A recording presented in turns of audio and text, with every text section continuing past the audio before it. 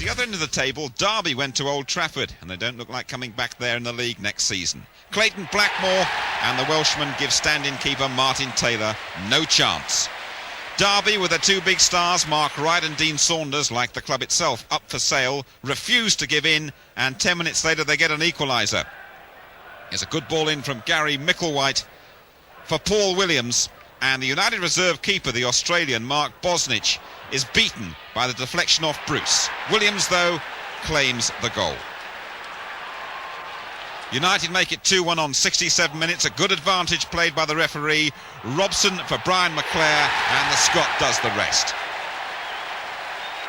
5 minutes from time, United make absolutely sure. Good work from Danny Wallace.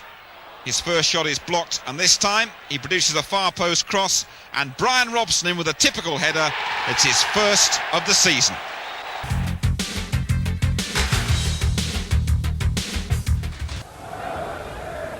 For Arsenal, the chance to recover from their FA Cup hangover and go 8 points clear in the Championship race. Normal service resumed in the early stages. Kevin Campbell's 9th strike in 13 games. When Arsenal scored again, only the margin of victory seemed to be in question. Perry Groves enjoying his right-wing freedom, Alan Smith unselfishly turning provider, and Paul Merson's shot good enough to beat Tony Coton. 2-0 to Arsenal, and only 14 minutes gone. But then it all went wrong for George Graham's team, Steve Bold giving away a dubious penalty 5 minutes before half-time after allegedly bringing down Arsenal old boy Niall Quinn. Referee Ian Borrett seemed to have no doubts, and Mark Ward duly converted the spot kick to give his side a glimmer of hope. The Arsenal net bulging for only the 15th time in the league this season. That soon became 16, with the North Bank stunned into silence by City's equaliser. Ward's through ball, and a miserable week for Tony Adams, continuing with winger David White beating the offside trap and David Seaman to send the teams in level at 2-2. City's comeback was hard to believe. The Arsenal fans hope for better things to come, and indeed 1989 Championship hero Michael Thomas could have won it for Arsenal in the second half. His brilliant run deserved a goal. In the end, the width of the crossbar enough to keep Liverpool in the Championship race. George Graham left to reflect on that dubious penalty, which proved the big turning point.